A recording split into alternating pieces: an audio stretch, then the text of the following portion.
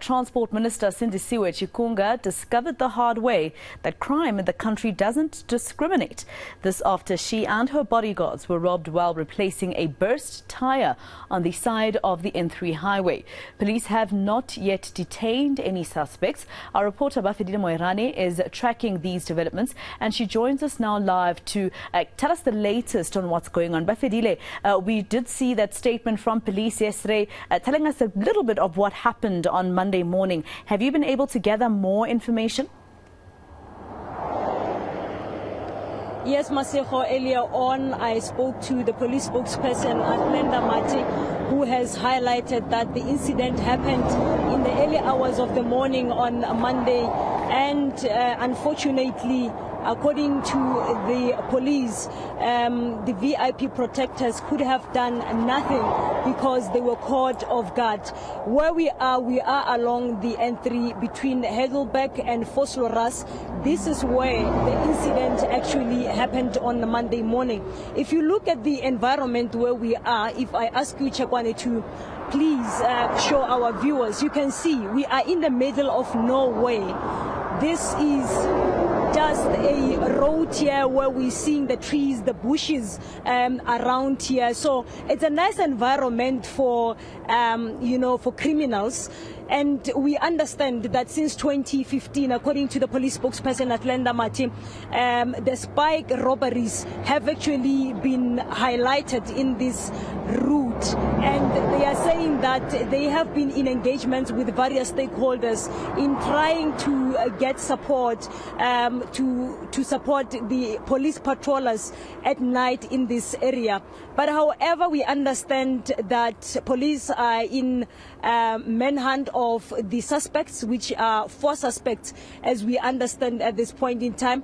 And also the VIP protectors are at the stage receiving some counseling.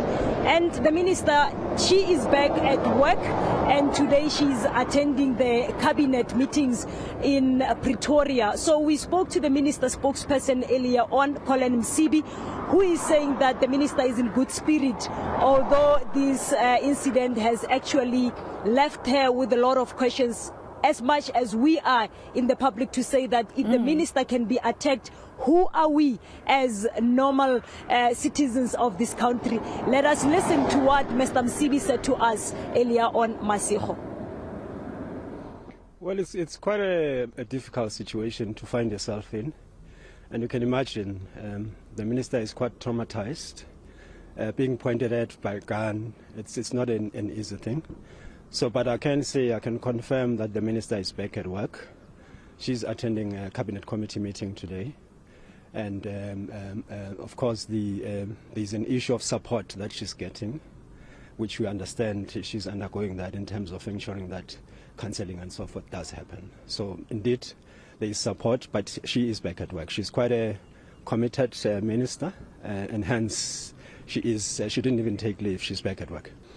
Look, I won't go into the details in terms of the items that were taken. We do understand the pistols were taken, and the laptops involved as well. So I wouldn't want to go into the details. As you know, this issue is being investigated by the police. Of course, the details would come out of that. But there were items that were indeed taken out of the vehicle. And of course, the pistol, which is quite a serious matter as well. So the police, I suppose, they would have to deposit their statements so that it does assist in terms of the investigation. And I mean, Bafedile, for a lot of South Africans, we've been told by police so many times, especially along that route, that we shouldn't stop when our cars hit the spikes that the criminals would put across the highway. But clearly, this is an example that's not so easy to do. Certainly, Maseko, they had no other alternative, they had no other choice, because we understand that the car has hit a spike and now they had to stop along the road, because this is in the middle of nowhere, garages and everything, it's really far, So I believe that the VIP protectors, they had no other alternative but and had to stop and try to remove that particular tire. But we understand, according to the police spokesperson, that when one VIP protector was busy removing the tire, the other one was trying to safeguard the space that they were at, and the minister was sitting in the car at that time. But unfortunately, because of the high number of the criminals, they were 4 in number, and the VIP protectors were 2 at the time, so they overpowered them. We know that at this point in time, the issue of their capacity, skills and training is in question, but the police spokesperson is saying that this particular incident, it can happen to anyone, and it has nothing to do with the skills and training. Masego. All right, Bafedile Moerane with that report for us. And I like that she is live from the particular scene. And as you can see there, she described and showed us it's quite difficult to ignore when you've hit spikes in that particular scene because it's probably dark if there's load shedding and there's no lighting along the highway, the bushes that are around there. And it's quite strategic for the criminals, as Bafedile said, very far for you to be able to drive and stop at a petrol station because there are no petrol stations nearby.